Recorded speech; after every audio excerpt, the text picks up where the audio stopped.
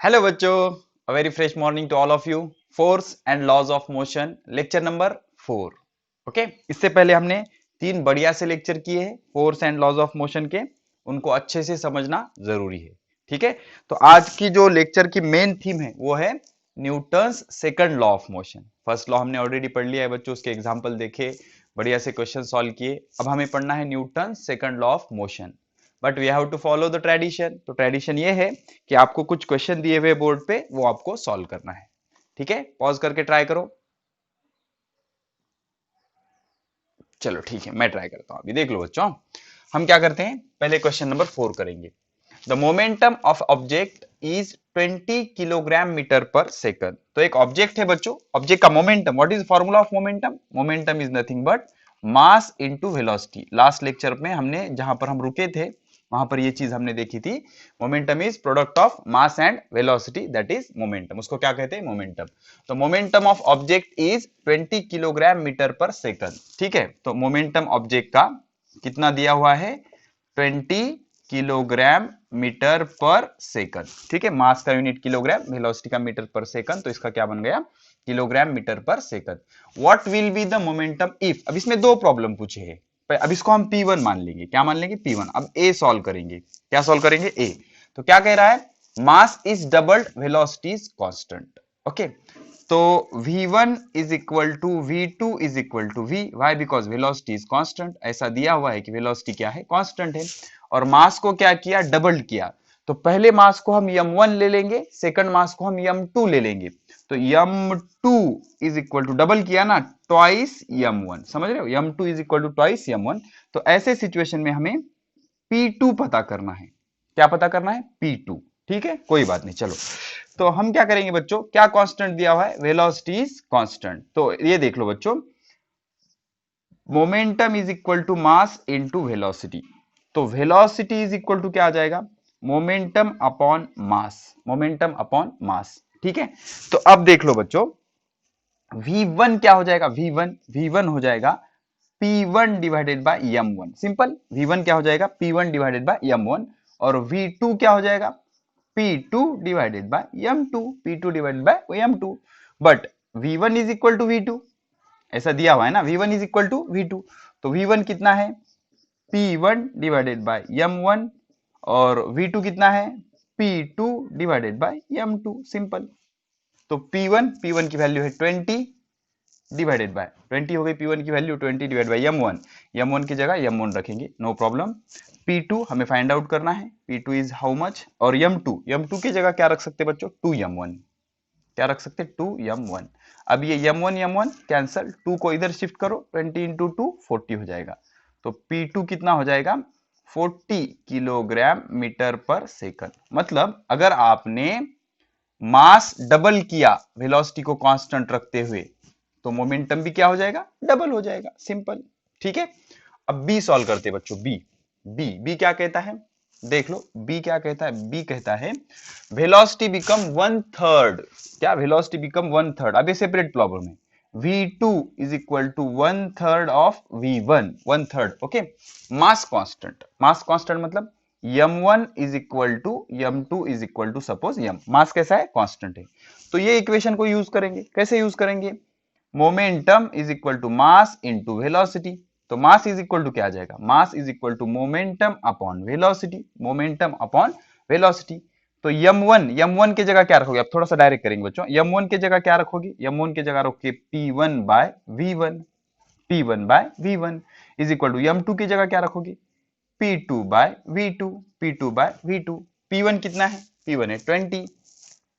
P1 कितना है हमारा? 20। V1 की जगह V1 रखेंगे, is equal to P2, we have to find out P2 divided by V2। अब देख लो, यहाँ पर एक चीज करेंगे हम बच्चों। किधर गया? यहाँ क्या करेंगे हम बच्चों? V1 की जगह वैल्यू रखेंगे। ये 3 को अगर इधर शिफ्ट कर दिया आपने, तो क्या हो जाएगा? V1 is equal to 3V2। समझ रहे हो? V1 is equal to 3V2। ये 3 को इधर शिफ्ट कर दिया, तो इस V1 की जगह क्या रखेंगे? 3V2। और ये हमारा V2। अब आपकी फेवरेट स्टेप कैंसलेशन वाली। ठीक है, तो ये V2 और ये V2 क्या हो जाएगा? कैंसल। तो 20/3, 3 6 पॉइंट समथिंग। तो आंसर क्या है आपका? 6.67। तो P2 क्या आ जाएगा? 6.67 किलोग्राम मीटर पर सेकंड।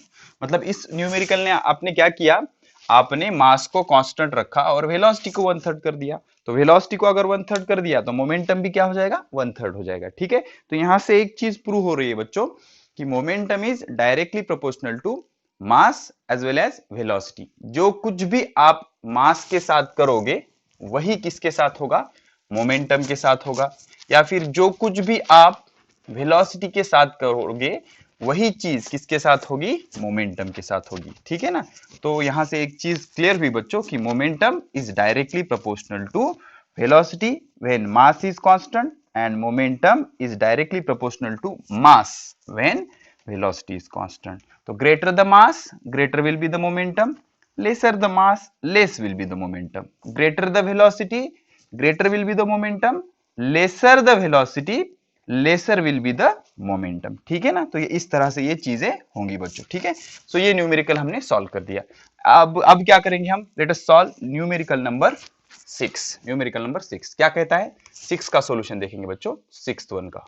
ठीक है, the momentum of 75 gram bullet. अब देखो 75 ग्राम है बच्चों, तो ग्राम को किलोग्राम करना पड़ेगा। तो मास ऑफ बुलेट, बंदूक की गोली होती है ना, 75 ग्राम है। तो 75 ग्राम, ग्राम को किलोग्राम अगर करना है तो 1000 से डिवाइड करना होगा। व्हाई, बिकॉज हमें पता है एक ग्राम में कितने होते हैं, 1000 ग्राम होते। 1 किलोग्राम में कितने ग्राम होते हैं, 1000 ग्राम। तो इसको 1000 से डिवाइड करना पड़ेगा, ये हो जाएगा kilogram. Is 9 kilogram metre per second. इसका जो मोमेंटम है बच्चों वो है 9 किलोग्राम मीटर पर सेकंड। तो we have to find out the velocity. कोई बात नहीं, we have to find the velocity is equal to what. चलो फाइंड आउट करते हैं। मोमेंटम का फॉर्मूला होता है मास इनटू वेलोसिटी। ठीक है, तो मोमेंटम कितना है 9, मास दिया हुआ है 75 divided by 1000 into we have to find out the velocity. तो ये 1000 ऊपर आ जाएगा, 75 नीचे आ जाएगा। तो वेलोसिटी कितनी हो जाएगी, velocity is equal to 9 into 1000, समझ रहे हो, 9 इंटू 1000 डिवाइडेड बाय 75। कितने से कैंसिल करोगे, 5 से, या फिर 25 से भी कैंसिल हो सकता है बच्चों। 25 3 जा 75, 25 4 जा 100, 0 3 1 जा 1, 3 3 जा 9, 43 जा 120 मीटर पर सेकंड। तो उसकी वेलोसिटी कितनी आ गई, 120 मीटर पर सेकंड। मतलब जो 75 ग्राम की आपकी बुलेट थी उसका मोमेंटम अगर 9 किलोग्राम मीटर पर सेकंड इतना आपको लाना है तो that bullet will move with velocity 120 metre per second. तो वो बुलेट कितने वेलोसिटी से मूव होनी चाहिए, 120 मीटर पर सेकंड। मतलब इतनी सी बुलेट बहुत ही हल्की, कितनी, 75 ग्राम की, अगर आप 120 मीटर पर सेकंड से मूव करोगे तो मोमेंटम बढ़ जाएगा। ठीक है, तो यहां से ये एक चीज समझ में आ रही है बच्चों कि अगर आपको मोमेंटम बढ़ाना या घटाना है तो आप दो तरह से कर सकते हो। एक तो मास को बढ़ाकर या घटाकर, मास बढ़ेगा मोमेंटम बढ़ जाएगा, मास घटेगा मोमेंटम घट जाएगा। और दूसरी कौन सी चीज है जिसे आप कंट्रोल कर सकते हो, वेलोसिटी। अगर आपने वेलोसिटी भी चेंज कर दी तब भी मोमेंटम क्या हो जाएगा, चेंज हो जाएगा। अब ये प्रॉब्लम नंबर 5 इंटरेस्टिंग है बच्चों, देख लो। 5th प्रॉब्लम सिस्टम पर बेस्ड है। क्या कह रहा है, 65 kilogram girl driving a car of 535 kilogram. ठीक है, मतलब एक गर्ल है जिसका वेट है या मास है 65 किलोग्राम और वो बैठी है कार में जिसका वजन है 535 kilogram with velocity 11.5 metre per second. Okay, find the momentum of system. अगर गर्ल का कहता तो mass of girl into velocity करते, अगर कार का कहता तो mass of car into velocity करते, लेकिन सिस्टम का पूछा ना तो mass of girl is 65 kilogram, mass of car is 535 kilogram. Velocity, दोनों की वेलोसिटी कितनी है, 11.5 मीटर पर सेकंड। तो मास ऑफ सिस्टम क्या हो जाएगा, mass of girl plus mass of car. तो मास ऑफ गर्ल का मास कितना है बच्चों, 65, बहुत होगा ना बच्चों, 65 हो 65 प्लस 535, 5 प्लस 5 10, 0 1 0 1 6, ये क्या हो जाएगा 600 किलोग्राम। राइट है ना बच्चों, एडिशन, अरे चलो राइट। तो अभी हमें क्या पूछा है, momentum of system. Momentum of system is mass of system into velocity. Mass कितना है बच्चों, 600 इंटू वेलोसिटी, वेलोसिटी कितनी है 11.5। तो अगर आप ये जीरो आपने कैंसिल कर दिया तो ये इधर से रख जाएगा, तो ये कितना आएगा 60 इंटू 115, 6 5 जा 30, 0 3, 6 1 जा 1 3, 9, 6 1 जा 1 6, एक जीरो इसके आगे, तो ये मोमेंटम ऑफ सिस्टम आ गया 6900 kilogram metre per second. What is unit of momentum? Kilogram metre per second, kilogram metre per second. ठीक है बच्चों, तो इस तरह से ये न्यूमेरिकल भी हमने सॉल्व कर लिया। तो सिस्टम का अगर पूछ रहा है तो हमें क्या देखना है कि सिस्टम में कौन कौन है। अब बहुत सारे पार्टिकल हो सकते हैं। अब यहाँ की जो सिस्टम थी इसमें कौन कौन था? गर्ल और कार, इसलिए हमने दोनों का मास क्या कर दिया बच्चों? ऐड कर दिया, और वेलोसिटी हमें दी हुई है उसको वेलोसिटी से मल्टीप्लाई कर दिया, तो क्या मिल गया हमें? That will give us a momentum of system. क्या दिया उसने? Momentum of system. चलो बढ़िया, कोई बात नहीं, मजा आ रहा है बच्चों? बहुत मजा आ रहा है सर। ठीक है, चलो क्या कह रहा है? Suppose you are standing. अभी कंसेप्चुअल क्वेश्चन है बच्चों, ऐसे क्वेश्चन या आपका कंसेप्ट बिल्ड करते हैं, लॉजिक डेवलप करते हैं, तो इनको अच्छे से समझा करो और इसका आंसर लिखा करो, सिर्फ इमेजिन मत करा किया करो। Okay, suppose you are standing in the bus which is rest, what happen when bus start suddenly. बहुत बढ़िया, चलो देखो क्या हुआ बच्चों, क्या हो जाएगा। Suppose this is the bus, this is the bus, this is the bus, और यहां पर आप रुके हुए हो कुछ इस तरह से। ठीक है, तो आपका जो बेस है वो कांटेक्ट में है किसके? बस के। ठीक है, तो ये दोनों में क्या होगा? Inertia of rest, inertia of rest, दोनों रेस्ट रहने की कोशिश करेंगे। लेकिन हमने क्या किया? सडनली बस को स्टार्ट किया, सडनली बस को स्टार्ट किया, तो जो बेस है, base is in contact with बस ना, आपका जो बेस है इट इज कांटेक्ट विथ बस, तो ये मोशन में आ जाएगा, it will come in motion, it will come in motion, but the upper part of body, upper part of body is still remains to rest because it is in air, because it is in air।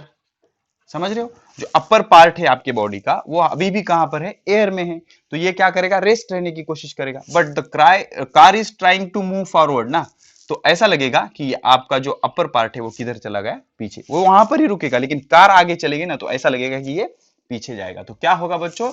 What happen when bus start? Your body will move backward, body move backward. समझ रहे हो? Body क्या हो जाएगी? पीछे move हो जाएगी। उसका रीजन क्या होगा? Inertia of state of rest. आपका जो बेस है बच्चों, अगर आप बैठे हुए हो तो बेस आपका बस के कांटेक्ट में है, तो बेस तो आगे चला जाएगा बस के साथ, लेकिन जो अपर पार्ट है बॉडी का वो स्टिल इन एयर, तो इनर्शिया ऑफ रेस्ट की वजह से वो रेस्ट रहने की कोशिश करेगा, तो बस आगे जा रही है तो वो पीछे चला जाएगा। अगर यही सडन के बजाय अगर स्लो ट्रैवल होती, बस को अगर आपने स्लो चालू किया, तो क्या होगा? यहां से ऊपर तक मोमेंटम ट्रांसफर हो जाएगा। ठीक है ना, यहां से ऊपर तक क्या हो जाएगा?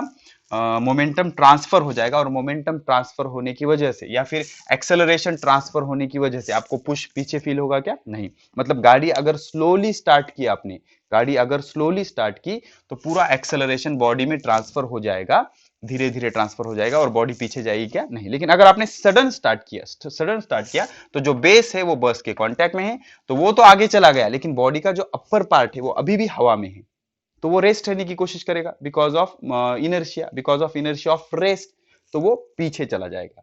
तो एक्चुअली में पीछे जाएगा क्या? वो नहीं, बस आगे जाएगी, तो ऐसा लगेगा कि वो पीछे चला गया। तो ठीक है, तो इसका आंसर क्या होगा? When the bus start suddenly we feel push in backward direction. तो बस अगर सडनली स्टार्ट हुई तो हम क्या करेंगे? Push in backward direction. This is because the lower part of body which is in direct contact with the bus floor start moving. जो lower part है body के कॉन्टैक्ट में वो स्टार्ट करेगा moving, but the upper part is still in air.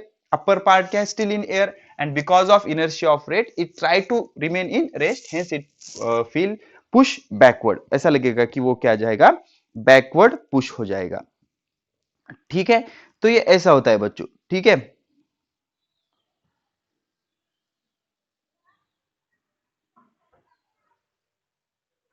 Okay हो गया। चलो अब ये what happen when the we shake the mango tree vigorously. मतलब ये ब्रांच है, मैंगो ट्री की एक ब्रांच है, इसको मैंगोज लगे हुए। अब मैंगो ट्री को तो मैंगो ही लगेंगे ना बच्चों, तो ये मैंगोज ऐसे इसको लगे हुए। अब ये बेचारे रेस्ट है, ट्री भी के ब्रांच भी रेस्ट है और मैंगोज भी रेस्ट है। अब हमने क्या किया? इसको विग्रसली ऐसे मूव किया। अब इसको अगर आप मूव करोगे तो ब्रांच तो मूव हो जाएगी, लेकिन जो मैंगो होंगे इनर्शिया ऑफ रेस्ट की वजह से, इनर्शिया ऑफ रेस्ट की वजह से रेस्ट रहने की कोशिश करेंगे। तो अब ये रेस्ट है और ब्रांच मूव हो रही है, क्या हो जाएगा बच्चों? Because of inertia of rest mangoes are trying to be remain rest, और हम ब्रांच को ऐसे मूव कर रहे हैं, मैंगो रेस्ट रहने की कोशिश कर रहे हैं, तो सडनली क्या हो जाएगा? ये ब्रेक हो जाएंगे। क्या हो जाएंगे? ब्रेक हो जाएंगे। इसका आंसर सुनो बच्चों, क्या कह रहा है? When we shake vigorously the branch of mango tree, अगर हमने ब्रांच ऑफ मैंगो ट्री को विग्रसली शेक किया तो मैंगोज फॉल डाउन, जो आम है मैंगो से नीचे गिर जाएंगे। क्यों? This is because on shaking, हलाने पर, on shaking the branches come in motion while the mango still remain rest. Branch तो मोशन में आ गई लेकिन मैंगोज कैसे रहेंगे? रेस्ट रहेंगे due to inertia of rest, और उस वजह से वो ब्रेक हो जाएंगे। ठीक है, अब ये बहुत इंटरेस्टिंग है, देखो क्या कह रहा है। Bullet makes sharp hole in the window but cricket ball breaks all the window. Suppose ये ग्लास विंडो है बच्चों, ठीक है, this is the glass window, ठीक है, और ये भी सेम सेम ग्लास विंडो है। अब हुआ क्या बच्चों, हमने क्या किया, यहां पर एक बुलेट स्ट्राइक की, बहुत हाई स्पीड से बुलेट स्ट्राइक की, और यहां पर क्रिकेट का बॉल हिट किया। तो होगा क्या, बुलेट जब स्ट्राइक करेगी तो प्यारा सा होल कर देगी यहां पर, बारीक सा, ओके, लेकिन जब बॉल हिट करेगा तो सारे ग्लास विंडो को वो ब्रेक कर देगा। तो ऐसा क्यों होता है? उसका रीजन ये होता है बच्चों, the velocity of bullet is very high, velocity of bullet is very high. तो वेलोसिटी ज्यादा होने के कारण वो सडनली इंटर होगा, और मोमेंटम ट्रांसफर या इनर्शिया ट्रांसफर होने के लिए टाइम मिलेगा क्या बच्चों? नहीं। तो टाइम बहुत कम है तो वो सडनली आगे चला जाएगा। लेकिन जो बॉल है it strike relatively less speed से स्ट्राइक करेगा विंडो को। अगर ये लेस स्पीड से विंडो को स्ट्राइक कर रहा है तो होगा क्या बच्चों, सारा इनर्शिया सब तरफ ट्रांसफर हो जाएगा, सब तरफ ट्रांसफर हो जाएगा और पूरा ग्लास ब्रेक हो जाएगा। तो इसका आंसर इतना ही है बच्चों कि जो बुलेट की स्पीड होती है वो बहुत ज्यादा होती है। इस वजह से होगा क्या, अगर बुलेट ने स्ट्राइक किया तो इनर्शिया ट्रांसफर होने के लिए टाइम मिलेगा क्या बच्चों? नहीं, जैसे कि यहां पर हो रहा था। अगर हमने स्लोली गाड़ी को मूव किया तो बेस से इनर्शिया पूरे बॉडी में ट्रांसफर हो जाएगा, इस वजह से बॉडी को पीछे ढकलने का फील होगा क्या? नहीं। लेकिन अगर सडनली स्टार्ट किया तो बेस तो आगे चला जाएगा लेकिन जो अपर पार्ट है बॉडी का वो स्टिल एयर में है, तो उसको पीछे पीछे पुल होगा, पुश होगा। वैसे ही अगर बुलेट स्ट्राइक हुई तो बुलेट की velocity relative to cricket ball is very very very tremendously high. तो टाइम बहुत कम है इसलिए वो इंसर्ट हो जाएगी। इनर्शिया ट्रांसफर होगा क्या सभी जगह? नहीं। लेकिन यहां पे क्या हो जाएगा, इनर्शिया सब जगह पे ट्रांसफर हो जाएगा, because the velocity of ball with which it strike window is relatively less with respect to bullet. Bullet से इसकी वेलोसिटी बहुत कम होगी, इसलिए क्रिकेट बॉल अगर स्ट्राइक होगा तो पूरी विंडो टूट जाएगी, लेकिन अगर बुलेट स्ट्राइक हुई तो सिर्फ एक छोटा सा होल हो जाएगा। तो उसका आंसर क्या है बच्चों, the bullet strike the glass sheet with very high speed, बहुत ज्यादा स्पीड से स्ट्राइक करती है। Thus only the portion where the bullet strikes come in motion, तो जितना पोर्शन विंडो के कांटेक्ट में आया बुलेट के उतना ही होल वो क्रिएट करेगा। ठीक है, remaining portion of glass will still remain because of inertia of rest, लेकिन बाकी का जो पोर्शन है वो स्टिल रेस्ट रहेगा because of inertia of rest. लेकिन अगर बॉल उसको स्ट्राइक किया तो ये जो मोमेंट या इनर्शिया ऑफ मोशन था पूरे विंडो के ग्लास में क्या हो जाएगा, ट्रांसफर हो जाएगा। ठीक है, the cricket ball strike the glass sheet with relatively lower speed, तो कम स्पीड से स्ट्राइक होगा वो, thus inertia of motion get transfer to the big portion of glass, तो इनर्शिया ऑफ मोशन क्या हो जाएगा, पूरे इस पे ट्रांसफर हो जाएगा। बुलेट का जो इनर्शिया ऑफ मोशन था ट्रांसफर होने के लिए टाइम मिला क्या? नहीं। लेकिन बॉल स्लो स्पीड से रिलेटिव टू बुलेट, इसलिए पूरे पोर्शन पे इनर्शिया ऑफ मोशन ट्रांसफर हो जाएगा और सारे ग्लास को वो डिस्प्लेस कर देगा, और उसको ग्लास को डिस्प्लेस करने को ही हम क्या कहते हैं, पूरी विंडो क्या हो जाएगी, ब्रेक हो जाएगी। ठीक है, so these are the concept building question. First question क्या था कि अगर आप बस में रुके हुए और सडनली बस स्टार्ट हुई तो आपको बैकवर्ड पुश होगा। इसका रीजन क्या होता है, अगर सडन आपने बस को स्टार्ट किया तो क्या हो जाएगा, आपका बेस तो कांटेक्ट में है, बस के मोशन में आ जाएगा, लेकिन इनर्शिया ट्रांसफर को टाइम नहीं मिलेगा और आपकी जो अपर बॉडी पार्ट है वो स्टिल रिमेन्स इन एयर, और due to inertia of rest वो रेस्ट ही रहने की कोशिश करेगी, इसलिए बैकवर्ड पुश होगा। और बुलेट का भी बहुत इंटरेस्टिंग सा कंसेप्ट था बच्चों। बुलेट अगर स्ट्राइक हुई तो बहुत हाई स्पीड से स्ट्राइक होगी, तो जितने पोर्शन पे वो स्ट्राइक हुई उतने ही होल होगा, बिकॉज वो हाई स्पीड होती है, टाइम कम मिलता है इनर्शिया ट्रांसफर के लिए। तो इनर्शिया ऑफ मोशन ट्रांसफर होगा क्या सारे ग्लास में? नहीं, तो छोटा सा होल हो जाएगा। लेकिन क्रिकेट बॉल अगर होगा और वो हिट करेगा तो it strike with relatively lower speed. Simple चीज है बच्चों, अगर लोअर स्पीड से ट्रेवल हुआ तो इनर्शिया ऑफ मोशन पूरे ग्लास में ट्रांसफर हो जाएगा, टाइम मिलेगा उसको और पूरा ग्लास क्या हो जाएगा, ब्रेक हो जाएगा। ठीक है, तो let us start the climax of our lecture, that is Newton second law of motion. लगाओ हेडिंग लगाओ, Newton's second law of motion, Newton second law of motion. Copy और पेन चलती रहनी चाहिए। Newton second law of motion simple सा है बच्चों, इसका मैथमेटिकल प्रूफ भी हम करेंगे। पहले स्टेटमेंट लिख लेंगे Newton second law of motion का। स्टेटमेंट इंटरेस्टिंग सा स्टेटमेंट है बच्चों। क्या कहता है बच्चों, देख लो। The rate of change of momentum of body is directly proportional to क्या, the rate of change of momentum, the rate of change of momentum, बताऊंगा मैं, घबराइए मत। The rate of change of momentum is directly proportional to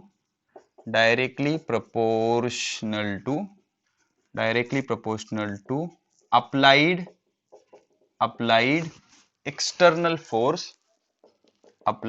external force। ठीक है, क्या कह रहा है, the rate of change of momentum is directly proportional to applied external force and takes place in the direction of force, and change in momentum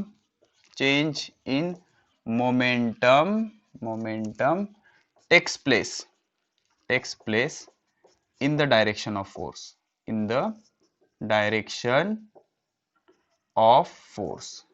तो ये Newton second law क्या direction को मोमेंटम को चेंज करने की बात कर रहा है। ठीक है, पहले हम ऑफिशियली देख लेंगे और कुछ एडवांस इंफॉर्मेशन भी मैं आपको बताऊंगा, अच्छे से देख लो।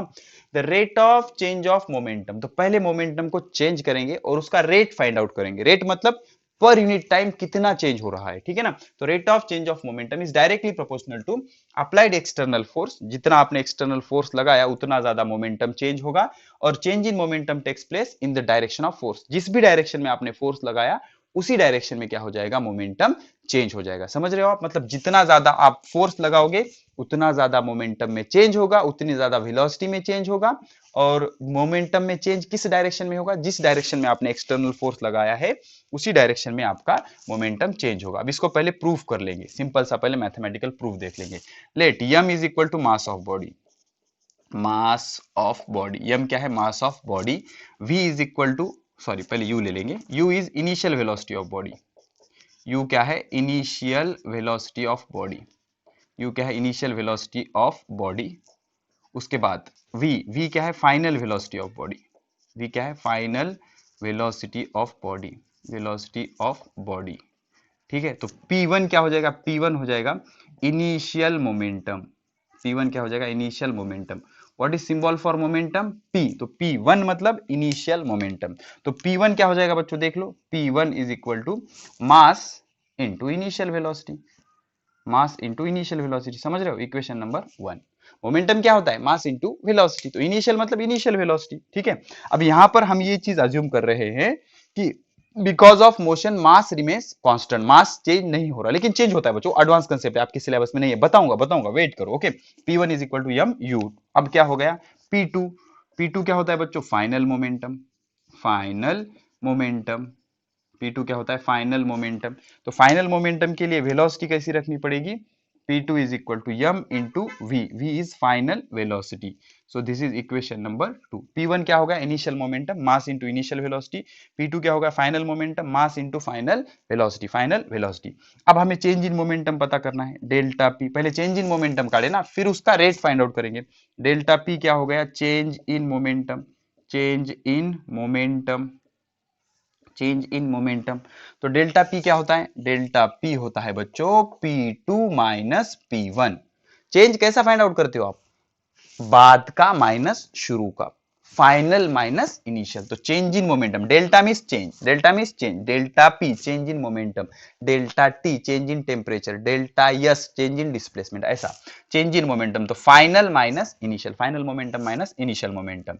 ओके, तो फाइनल मोमेंटम कितना है, फाइनल मोमेंटम किधर गया, एम वी, समझ रहे हो, माइनस इनिशियल मोमेंटम कितना है, एम यू, तो एम कॉमन निकाल लो, क्या आ जाएगा, वी माइनस यू। ये क्या आ गया, चेंज इन मोमेंटम, क्या आ गया, चेंज इन मोमेंटम। लेकिन हमें क्या कहा है, rate of change of momentum. अब ये चेंज इन मोमेंटम कितने टाइम में हुआ, suppose T is time, time in which this momentum changes, time in which this momentum changes. अब ये बहुत इंपॉर्टेंट है, तो rate of change of momentum क्या हो जाएगा, rate of change of momentum, rate of change of momentum is directly proportional to applied external force, applied external force। तो f is directly proportional to, f is directly proportional to rate of change of momentum, मतलब change of momentum, change of momentum। अब उसका rate अगर find out करना है तो time से divide करना पड़ेगा। क्या करना पड़ेगा, टाइम से डिवाइड करना पड़ेगा। रेट मींस क्या है, पर यूनिट टाइम मतलब क्या है, डिवाइडेड बाय टाइम। तो force is directly proportional to change of momentum divided by time. Rate of change of momentum means change of momentum divided by time. तो F directly proportional to change in momentum क्या है, delta P divided by time कितना है T, time कितना है T. तो F is equal to के क्या होता है, constant, delta P divided by T, delta P divided by T. तो F is equal to K, अब डेल्टा पी कितना है, M in bracket V minus U divided by T, V minus U divided by T. अब इसको कैसा लिखेंगे, F is equal to K into M into V minus U divided by T. अब अच्छे से इसको ऑब्जर्व करो, v minus U divided by T is nothing but acceleration. क्या होता है, एक्सेलरेशन। तो f इज इक्वल टू क्या हो गया, f is equal to K into M into ए, के इंटू यम इंटू ए। यहां पर k क्या है बच्चों, k is constant, k is constant. और ये एक्सपेरिमेंटली जब फाइंड आउट किया गया तो k की वैल्यू कितनी आई 1, k की वैल्यू कितनी आई 1। तो f इज इक्वल टू क्या आ गया, M into A. Force is equal to mass into acceleration, force is equal to mass into acceleration. समझ गए। तो यहां से प्रूफ मिला कि force is equal to mass into acceleration. तो इसको father is equal to mother ऐसे भी याद आप याद रख सकते हो, ठीक है ना। Force is equal to mass into acceleration तो याद ही रहेगा, father is equal to mother, F is equal to M into A. तो फोर्स इज इक्वल टू क्या आ गया, mass into acceleration, force is equal to क्या आ गया, मास इंटू एक्सेलरेशन। तो अच्छे से समझ लो बच्चों, एम क्या है मास, यू क्या है इनिशियल वेलोसिटी, वी क्या है final velocity, P1 initial momentum, mass into initial velocity, mass into final velocity. तो change in momentum, delta P क्या है, change in momentum. Change in momentum क्या होगा, चेंज उसमें का फाइनल माइनस इनिशियल। चेंज मतलब क्या होता है, डिफरेंस। तो M V minus M U, M को कॉमन ले लिया, वी माइनस यू। तो टी क्या है, टाइम। अगर टी इस टाइम में ये मोमेंटम चेंज हुआ है तो इसका rate of change of momentum is directly proportional to force. यही तो कह रहे हैं ना, the rate of change of momentum is directly proportional to applied external force. और किस डायरेक्शन में मोमेंटम चेंज होगा, जिस भी डायरेक्शन में आप फोर्स लगाओगे उसी डायरेक्शन में वेलोसिटी चेंज होगी। अब जिस डायरेक्शन में वेलोसिटी उसी डायरेक्शन में क्या होगा, मोमेंटम होगा। समझ रहे हो आप, ठीक है ना। तो इसलिए F directly proportional to change in momentum divided by time, time से डिवाइड किया, कॉमन निकाला, कांस्टेंट लिया। यहां पर कांस्टेंट कितना होता है 1। तो एफ इज इक्वल टू क्या आ गया, मास इनटू एक्सेलरेशन। क्या आ गया, मास into acceleration. So this is about mathematical proof of Newton second law. अब इसके जो न्यूमेरिकल्स है बच्चों वो नेक्स्ट लेक्चर में आएंगे। Okay, don't worry about that. बहुत न्यूमेरिकल लेंगे हम, बहुत ज्यादा न्यूमेरिकल लेंगे। अब इसके जो न्यूमेरिकल्स आते हैं वो कॉम्बिनेशन में आते हैं। Equation of motion, v is equal to U plus A T, S is equal to U T plus half A T square, V square is equal to U square plus 2as, इनका use करके। और जो Newton second law है, force is equal to mass into acceleration, ये use करके वो सारी चीजें आ जाती है। ठीक है, अब हम क्या करेंगे, कुछ बेसिक सी चीजें पढ़ेंगे, उसके बाद इसके एग्जाम्पल देखेंगे, और अगर टाइम अलो करता है तो कुछ न्यूमेरिकल भी करेंगे। ठीक है, तो सबसे पहले अब फोर्स इज इक्वल टू क्या आ गया, मास इनटू एक्सेलरेशन। ठीक है, तो यस आई यूनिट क्या होगा, मास किस में मेजर करते हैं, kilogram, acceleration metre per second square. तो फोर्स का यूनिट क्या होगा, kilogram metre per second square. लेकिन न्यूटन ने बहुत ज्यादा चीजें कंट्रीब्यूट की है, इसलिए इसका नाम क्या रखा गया, न्यूटन। क्या रखा गया, न्यूटन। तो kilogram metre per second square या फिर न्यूटन। तो ऐसा यूनिट क्या होगा, न्यूटन। तो सीजीएस यूनिट क्या होगा, किलोग्राम का ग्राम, सीजीएस मतलब क्या, सेंटीमीटर ग्राम सेकंड, मीटर का क्या, सेंटीमीटर, सेकंड स्क्वायर का सेकंड स्क्वायर। तो ग्राम सेंटीमीटर पर सेकंड स्क्वायर का दूसरा नाम रखा गया डाइन। क्या रखा गया, डाइन। ठीक है, let us find 1 newton is equal to how much dyne. 1 newton is equal to how much dyne. तो 1 न्यूटन, अब न्यूटन मतलब क्या है, न्यूटन मतलब 1 kilogram metre per second square. ठीक है, तो किलोग्राम को करेंगे ग्राम, तो 1 का 1, 1 किलोग्राम में कितने ग्राम होते हैं, 1000 ग्राम हो गए। इनटू 1 मीटर में कितने सेंटीमीटर होते हैं? 100 सेंटीमीटर हो गए। सेकंड का सेकंड ही होगा, सेकंड स्क्वायर। तो 1 2 3 4 5 5 जीरोस, 10⁵ क्या आ गया? ग्राम सेंटीमीटर पर सेकंड स्क्वायर। अब ग्राम सेंटीमीटर पर सेकंड स्क्वायर की जगह क्या रखोगे बच्चों? डाइन। तो इसके जगह क्या रख सकते हैं? डाइन। तो 1 न्यूटन या फिर 1 newton is equal to 10⁵ dyne आ गया। Okay, and 1 dyne is equal to क्या हो जाएगा? 1 डाइन इज इक्वल टू, ये +5 इधर आके क्या हो जाएगा? -5, 10⁻⁻5 न्यूटन। ठीक है, तो ये इंपॉर्टेंट चीजें हैं, नोट करो बच्चों। 1 न्यूटन में कितने डाइन होते हैं? 10⁻5। और 1 डाइन में कितने न्यूटन होते हैं? 10⁻⁻5, 10⁻⁻5। ठीक है, हो गया। चलो ठीक है, अब इसके बाद हम क्या करते हैं, कुछ चीजें, कुछ स्पेशल केस लेंगे बच्चों। हमारे पास फॉर्मूला क्या आया? Force is equal to mass into acceleration. तो special case, special case, okay, special case. ठीक है, नंबर 1 स्पेशल केस लेंगे। स्पेशल केस, ऐसे न्यूमेरिकल बहुत आते हैं बच्चों। Special case, if force is constant. Imagine करो फोर्स क्या है? कांस्टेंट है। ठीक है, तो फोर्स क्या होता है? Force is equal to mass into acceleration. तो फोर्स तो कांस्टेंट है ना, तो mass into acceleration is equal to constant. ठीक है, तो क्या हो जाएगा? Acceleration is equal to constant upon mass. Acceleration is equal to constant upon mass. अगर कांस्टेंट को रिमूव करोगे तो इक्वल टू क्या हो जाएगा? प्रोपोर्शनल। तो acceleration is inversely proportional to mass. Acceleration is inversely proportional to mass. तो यहां से क्या प्रूव होगा? Acceleration is inversely proportional to mass से क्या प्रूव होगा? If mass is less, acceleration is more, and mass is more, acceleration is less. समझ रहे हो? अगर मास मोर होगा तो एक्सेलरेशन लेस होगा, और एक्सेलरेशन मोर होगा तो मास कैसे होगा? लेस होगा। ठीक है, अब एक एग्जांपल लेते हैं। Suppose if same force is applied on car and truck which has greater acceleration। समझ रहे हो इसका एप्लीकेशन? तो देख लो बच्चों, mass of a truck, mass of, पहले तो फोर्स कांस्टेंट है, फोर्स कांस्टेंट रहा तो acceleration is inversely proportional to mass. तो mass of truck is greater than mass of car. Obvious है ना बच्चों, कार, ट्रक का मास कैसे होगा यार? ज्यादा होगा। ट्रक का मास ज्यादा होगा, कार का मास कम होगा। ऐसी कोई कार नहीं जो ट्रक से ज्यादा वजन की होती है। ठीक है ना, mass of truck is greater than mass of car, common sense. तो जिसका मास ज्यादा उसका एक्सेलरेशन कम। Why? Because acceleration is inversely proportional to mass. Inversely proportional का मीनिंग क्या होता है बच्चों? ये बढ़ गया तो ये घट जाएगा, और ये घट गया तो ये बढ़ जाएगा। ठीक है, ये कम हुआ ये बढ़ जाएगा, ये ज्यादा होगा ये कम हो जाएगा। तो mass of truck is more ना, तो mass of truck is more मतलब acceleration of car is more than acceleration of truck. और अब भी ऐसे बच्चों, कार फास्टली मूव होती है, क्यों? बिकॉज उसका मास कैसे होता है? कम होता है।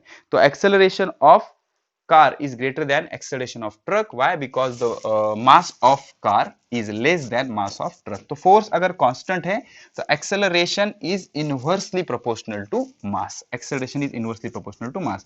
मतलब जिसका मास कम होगा उसका acceleration ज्यादा होगा, जिसका मास कम होगा उसका acceleration ज्यादा होगा। ठीक है, अब special case 2, if same force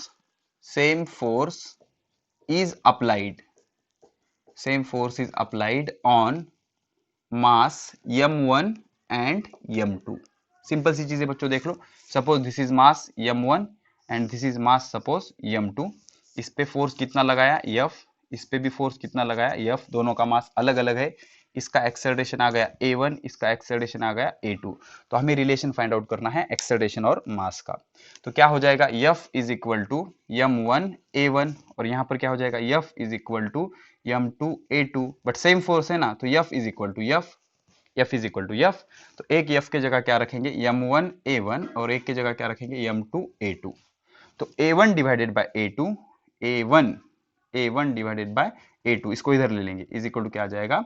m2 divided by m1। समझ रहे हो? a1 divided by a2 is equal to m2 divided by m1। ठीक है, so this is the formula. अगर सेम फोर्स लगाया डिफरेंट मास पे तो फोर्स कैसे रहेगा? कांस्टेंट। तो a1 डिवाइडेड बाय a2 बरोबर क्या आ गया?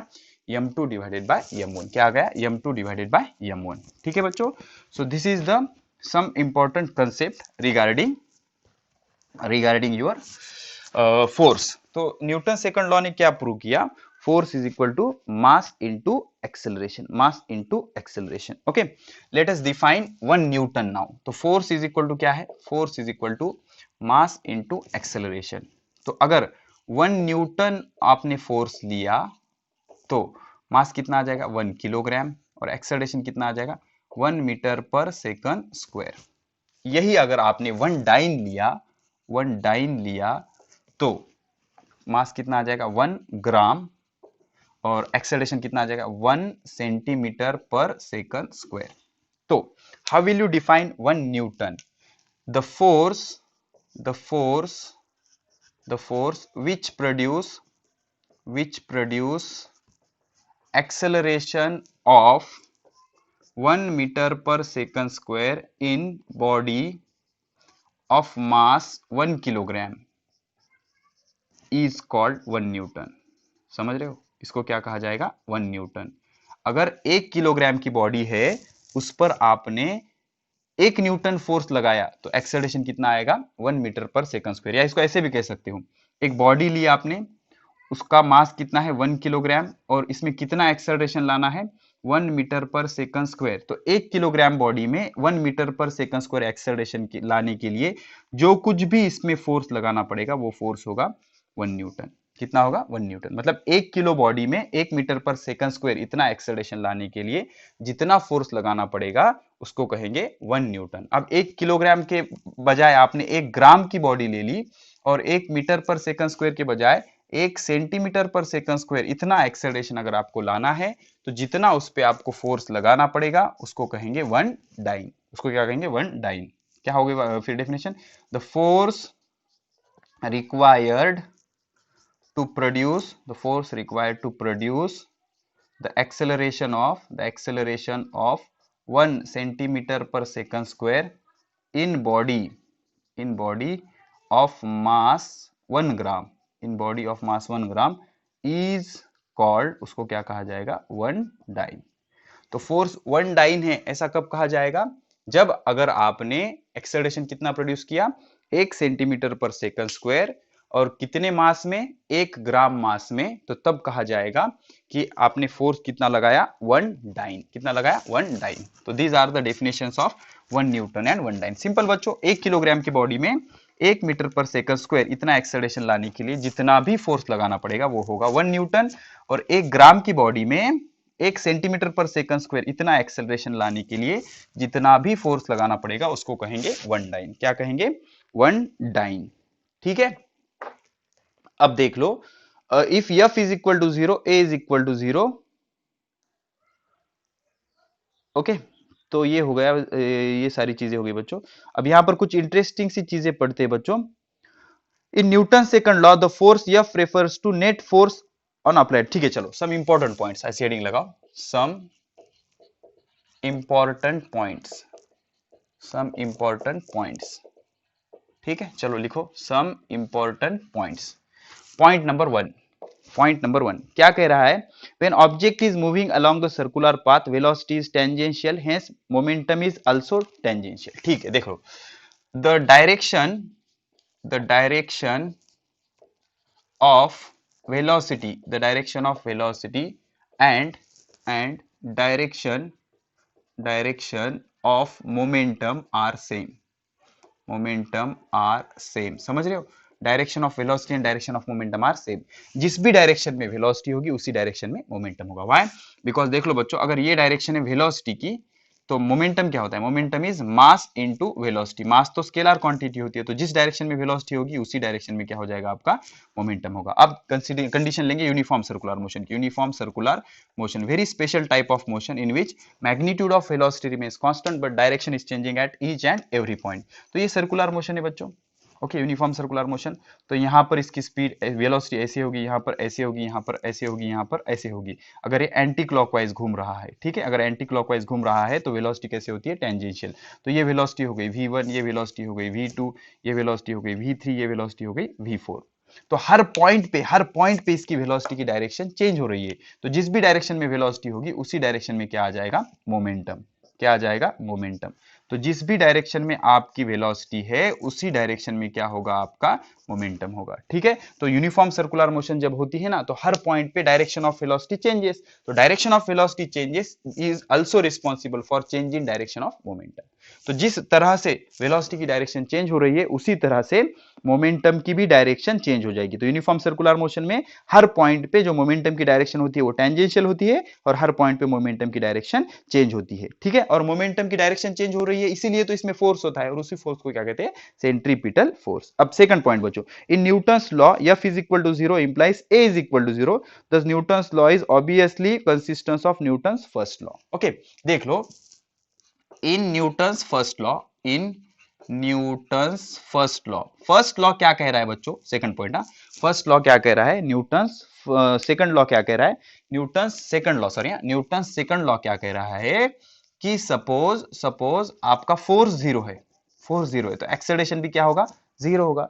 और यही बात किसने बताई, यही बात बताई न्यूटन्स फर्स्ट लॉ ने। तो Newton's second law is according with first law. समझ रहे हो आप, मतलब दोनों लॉ एक दूसरे से रिलेटेड है। Newton second law is according with Newton's first law. क्या है, न्यूटन्स फर्स्ट लॉ। अब न्यूटन्स सेकंड लॉ में जो फोर्स बताया गया है वो फोर्स क्या है, external force, net external force, and A refers to acceleration of the object in the direction of force. अब न्यूटन्स सेकंड लॉ में जो फोर्स है वो फोर्स कौन सा है, नेट एक्सटर्नल अनबैलेंस फोर्स।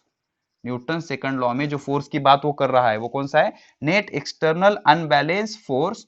और एक्सेलरेशन कौन सा है, acceleration in the direction of net force, acceleration in the direction of net force. मतलब न्यूटन सेकंड लॉ में जो फोर्स की बात हो रही है वो फोर्स कौन सा है, नेट एक्सटर्नल अनबैलेंस फोर्स। और एक्सेलरेशन कौन सा है, acceleration in the direction of external force, in the direction of external force. तो ये ऐसे भी स्टेट किया जा सकता है, the force acting on the object is directly proportional to mass and acceleration.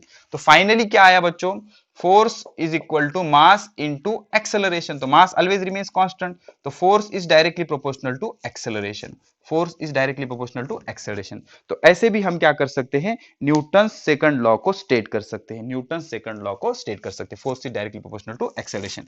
तो अभी तक हमने जो चीजें पढ़ी उसमें हमने क्या किया, मास को कांस्टेंट ले लिया। तो हम क्या कंसीडर कर रहे हैं कि जो वेलोसिटी है, वेलोसिटी बॉडी में आने की वजह से मास चेंज नहीं होता। लेकिन अभी एडवांस कंसेप्ट है बच्चों, आपके सिलेबस की नहीं है, फिर भी आपको बता रहा हूं मैं, ताकि आगे जाने के बाद आपको ये फील ना हो कि सर ने कुछ चीजें नहीं बताई थी, या फिर आपको एडवांस इंफॉर्मेशन आनी चाहिए। ठीक है, ये आपके सिलेबस में बिल्कुल नहीं है बच्चों, इंटरेस्टिंग है, लिखो advance information, advance information, information. ठीक है, अब एक चीज याद रखो, एक साइंटिस्ट थे, बहुत ही late and great scientist, Einstein. कौन, आइंस्टाइन, आइंस्टाइन। अब ये जो साइंटिस्ट थे, स्पेलिंग देख लो प्लीज बच्चों, आइंस्टाइन, आइंस्टाइन साइंटिस्ट थे। अब आइंस्टाइन का क्या कहना था बच्चों कि mass is also the form of energy. बहुत फेमस रिलेशन है, E is equal to M C square, E is equal to M C square. अब आइंस्टाइन का क्या कहना था कि अगर किसी मास को आपने बहुत हाई स्पीड से मूव किया, बहुत हाई स्पीड से, अगर इसकी speed comparatively speed of light है, स्पीड ऑफ लाइट कितनी होती है, 3 × 10⁸ मीटर पर सेकंड। तो अगर किसी बॉडी को, किसी मास को, ये रेस्ट मास है, रुका हुआ मास, अगर बॉडी रुकी हुई है तो इसका मास कितना है, m0। अगर इसको आपने मूव कराया, यहाँ पे लिख देता हूं, सपोज दिस इज बॉडी, इसका मास कितना है, m0, और आपने इस बॉडी को बहुत हाई स्पीड से मूव कराया, कितने, comparatively to the speed of light, तो इसका मास m बन जाएगा। m बन जाएगा मतलब इंक्रीज हो जाएगा, इसका मास क्या हो जाएगा, इंक्रीज हो जाएगा। बॉडी को वेलोसिटी देने से मास इंक्रीज हो जाएगा, but velocity given should be comparatively velocity of light. Okay, तो उसका फॉर्मूला क्या होता है, तो m क्या हो गया, बढ़ गया, तो m is greater then m0। तो एग्जैक्ट फॉर्मूला क्या दिया आइंस्टाइन ने, m is equal to m0 divided by under root of 1 minus v/c whole square. तो इस फॉर्मूले से आप उसका मास फाइंड आउट कर सकते हो। मतलब जब मोशन में उसका मास कितना है, m, रेस्ट मास कितना है, m0, 1 minus v/c whole square. ठीक है, इस फॉर्मूले से आप फाइंड आउट कर सकते हो। तो मोमेंटम चेंज दो तरीकों से हो सकता है, एक तो मास चेंज करके या वेलोसिटी चेंज करके, ठीक है ना। तो हम इस चैप्टर में अज्यूम कर रहे हैं कि मास रिमेन्स कांस्टेंट, लेकिन मास कांस्टेंट होता है क्या? नहीं। जब बॉडी को आप बहुत हाई स्पीड से मूव करते हो तो मास भी क्या हो जाता है? वेरी हो जाता है। और कैसे वेरी हो जाता है, ये थोड़ी सी इंफॉर्मेशन, ये फॉर्मूला याद रहने दो बच्चों। ये रेस्ट मास है। अगर आपने बॉडी को बहुत ज्यादा हाई स्पीड दिया, और ये किसके लिए एप्लीकेबल है? इलेक्ट्रॉन, प्रोटॉन, इनको बहुत हाई स्पीड दी जा सकती है बच्चों, बिकॉज उनका मास बहुत कम होता है ना, तो ये बहुत ज्यादा स्पीड से मूव होते हैं, इसलिए जब वो मोशन में होते हैं तो इनका मास चेंज हो जाता है। तो याद रखो, mass is also a variable quantity, but when it is given a velocity comparative to the velocity of light. तो लाइट के कंपैरिजन में अगर आप किसी मास को वेलोसिटी दोगे तो डेफिनेटली उसका मास बदल जाएगा, एंड मोर प्रिसाइजली उसका मास बढ़ जाएगा, उसका मास क्या होगा? बढ़ जाएगा, ठीक है। उसके बाद हम लिखते हैं बच्चों, देख लो, अब लिखेंगे application of Newton second law. Application of Newton's second law. Newton's second law बहुत ही इंटरेस्टिंग से एप्लीकेशन है बच्चों, रियल लाइफ में बहुत ही यूज होता है, इनका बहुत ज्यादा यूज होता है। अच्छे से देखो, नंबर 1 पहले तो समझो न्यूटन सेकंड लॉ क्या है। Force is directly proportional to rate of change of momentum. Force is directly proportional to rate of change of momentum. अगर आपको फोर्स कम करना है तो टाइम को बढ़ाना होगा। फोर्स कम करना है तो टाइम को बढ़ाना होगा। अब कहां कहां पर फोर्स हम कम करेंगे? Number 1, while catching the ball, while catching the ball, cricketer pulls hand backward, cricketer pull hand backward। अब इससे क्या होता है बच्चों, देख लो, सपोज ये बॉल ऊपर से आ रही है, ऐसी ऐसे आ रही है, तो हम बॉल को कैच करते वक्त कैसे कैच करते हैं बच्चों? ये बॉल आ रही है ना, इसको ऐसे नीचे खींचते हैं। क्या करते हैं? ऐसे ऐसे नीचे खींचते हैं। इससे क्या हो जाएगा? जो टाइम है वो बढ़ जाएगा। अब इसके बजाय ये ऐसे, अरे मैं ऐसा करूंगा तो इसका मुझे अभी मैं ऐसा हाथ रख रहा हूं, ऐसा तो मार लगेगा मुझको इसका। लेकिन अगर मैं इसको नीचे खींचूंगा ऐसे, तो क्या हो जाएगा बच्चों? देखो, ये क्रिकेट बॉल आ रही, मैंने ऐसे हैंड यहां पर रखा, तो ये आएगी यहां पर, उस पे कोलाइड हो जाएगी। तो कोलिजन का टाइम कितना होगा? 0.1 सेकंड। लेकिन मैंने क्या किया, इसको नीचे पुश किया, पकड़ के थोड़ा सा नीचे पुश किया, यहां से यहां तक पुश किया। अब यहां से यहां तक इसको ऐसे कैच कर रहा हूं मैं, तो टाइम बढ़ गया 1 सेकंड। तो टाइम अगर बढ़ जाएगा तो फोर्स क्या हो जाएगा? कम हो जाएगा। तो मुझे उतना फील होगा क्या? नहीं। मतलब उतना मार लगेगा क्या बॉल का? नहीं। तो डायरेक्टली मैं ऐसे ऐसे हाथ पकड़ रहा हूं। जो नए नए क्रिकेट खेलते हैं ना बच्चों, ऐसे ऐसे बॉल को पकड़ते हैं। अगर ऐसे बॉल को पकड़ोगे तो आएगा बॉल और ऐसे कोलाइड हो जाएगा। तो सिर्फ कोलिजन में टाइम बहुत कम लगता है। तो अगर टाइम कम होगा तो फोर्स कैसा होगा? ज्यादा होगा, इसलिए बॉल का मार ज्यादा लगेगा। लेकिन अगर आप हाथ को पीछे खींचोगे, हाथ को ऐसे पीछे खींचोगे, टेक्निक होती है बच्चों बॉल को कैच करने की। अगर बॉल हाथ को ऐसे पीछे खींचोगे तो टाइम ऑफ कांटेक्ट बढ़ जाएगा, और टाइम बढ़ जाएगा तो फोर्स घट जाएगा, ठीक है। While catching the ball, cricketer pull hand backward, which increase, इससे क्या हो जाएगा? Time, which increase time, hence force decreases। जिस फोर्स से भी आपको हिट होगा वो बॉल, वो क्या हो जाएगा? कम हो जाएगा। बहुत इंटरेस्टिंग बच्चों, देखो फोर्स क्या होता है? Change in momentum divided by time. तो टाइम अगर बढ़ गया तो फोर्स क्या हो जाएगा? कम हो जाएगा। तो एक क्रिकेट का बॉल वहां से ऊपर से आ रहा है, हमें उसे कैच करना है, तो डायरेक्टली अगर ऐसे कैच करोगे आप तो वो आएगा, हिट करेगा, टाइम बहुत कम होगा। लेकिन उसको अगर आप पीछे खींचोगे ऐसा, तो टाइम इंक्रीज हो जाएगा। तो टाइम अगर बढ़ गया तो फोर्स क्या हो जाएगा? कम हो जाएगा। दूसरा बच्चों, व्हाइल लॉन्ग जंप करते वक्त, एथलीट जंप ऑन सैंड, रेती होती है, सैंड और एथलीट कहां जंप करते हैं? सैंड पे। या फिर इसके लिए क्या बनाया होता है बच्चों? एथलीट जंप ऑन सैंड और मेड टू फॉल ऑन कौन सा बेड? Cushion bed. कौन सा बेड? कुशन बेड मतलब गादी होती है बच्चों। होता क्या है बच्चों, ये एथलीट जंप कर रहा है, देखो बच्चों इंटरेस्टिंग है, ये एथलीट ने ऐसे जंप किया। अब इमेजिन करो यहां पर हार्ड सरफेस है, हार्ड सरफेस, तो ये आएगा मोशन में है और यहां पर जंप कर देगा। तो यहां पर आने के बाद वो इसको कोलाइड होगा तो आगे तक गया क्या? वो नहीं, बिकॉज ये हार्ड सरफेस है ना, हार्ड सरफेस होने की वजह से कोलाइड हो गया। तो टाइम कैसा है? कम है। सिर्फ कोलाइड होगा वहां पे, ऐसे ऐसे धड़ाक से ऐसे कोलाइड होगा, तो टाइम कम है। लेकिन अगर यहां पर सैंड होगी, इमेजिन करो सैंड होगी, तो क्या होगा?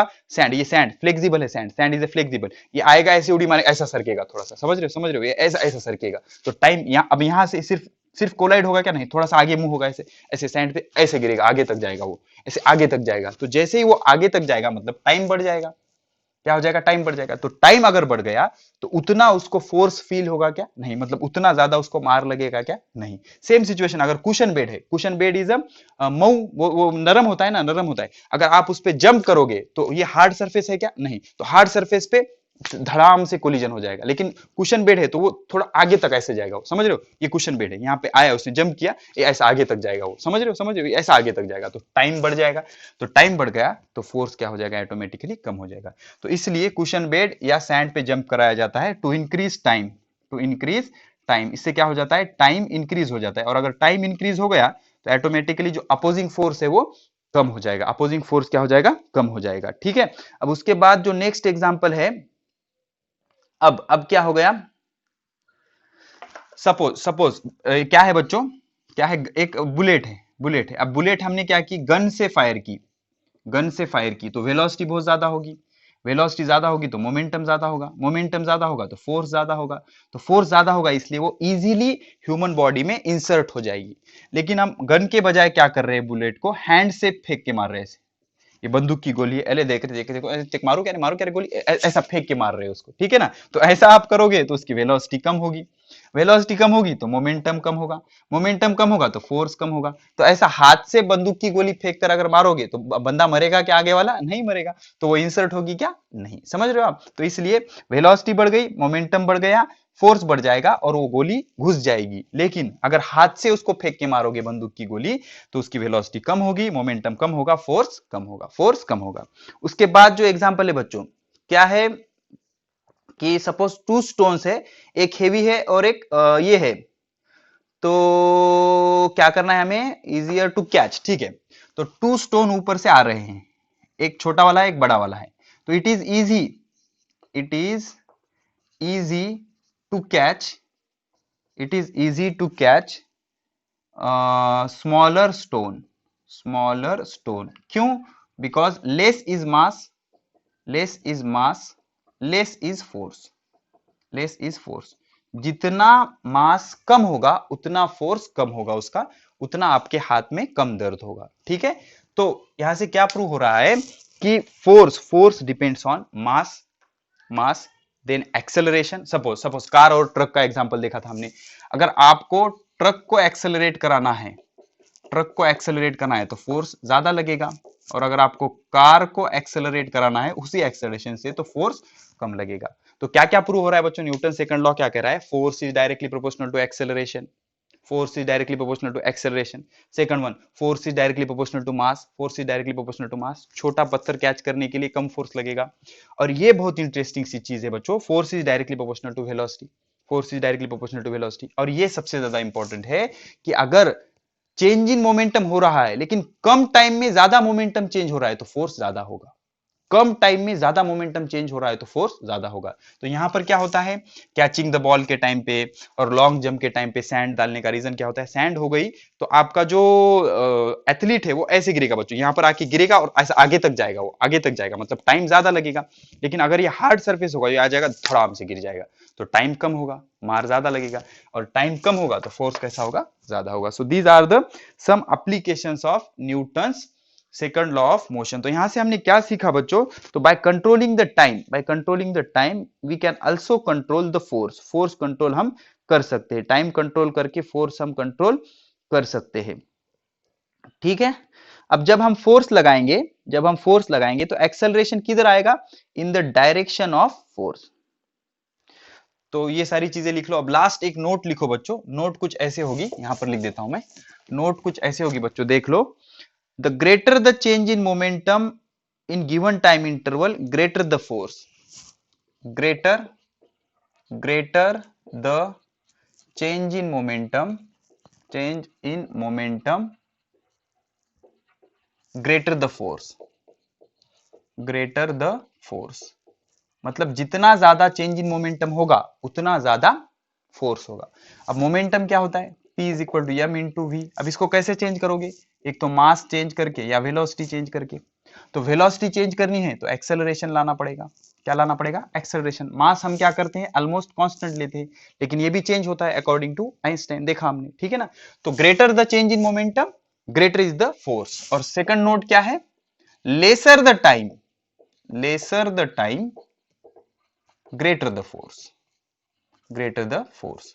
मतलब कम टाइम में अगर ज्यादा मोमेंटम चेंज हो रहा है, व्हाई, बिकॉज देख लो ना, F directly proportional to change in momentum divided by time. जितना चेंज इन मोमेंटम ज्यादा उतना फोर्स ज्यादा, और जितना टाइम कम उतना फोर्स ज्यादा। जितना टाइम ज्यादा, अब देखो अगर वो रेत पे उड़ी मार रहा है तो ज्यादा टाइम के लिए स्किड कर रहा है, ज्यादा टाइम के लिए स्किड कर रहा है, तो टाइम ज्यादा फोर्स कम। ओके, या फिर क्या कर रहा है वो, कैचिंग द बॉल, ज्यादा टाइम के लिए कैच कर रहा है, हाथ को पीछे खींच रहा है, तो टाइम बढ़ गया, टाइम बढ़ गया तो फोर्स कम हो जाएगा, ठीक है। तो lesser the time more is the force, more is the time less is the force, greater the change in momentum greater is the force. तो फोर्स किस पे, दो चीजों पे डिपेंड करता है, एक तो टाइम पे, दूसरा चेंज इन मोमेंटम पे, ठीक है। तो this is all about Newton's second law. Next lecture की शुरुआत करेंगे कुछ जबरदस्त क्वेश्चन के साथ, और उसमें हम पढ़ेंगे Newton's third law of motion. तो तब तक पढ़ाई करते रहे, ऑल द वेरी बेस्ट।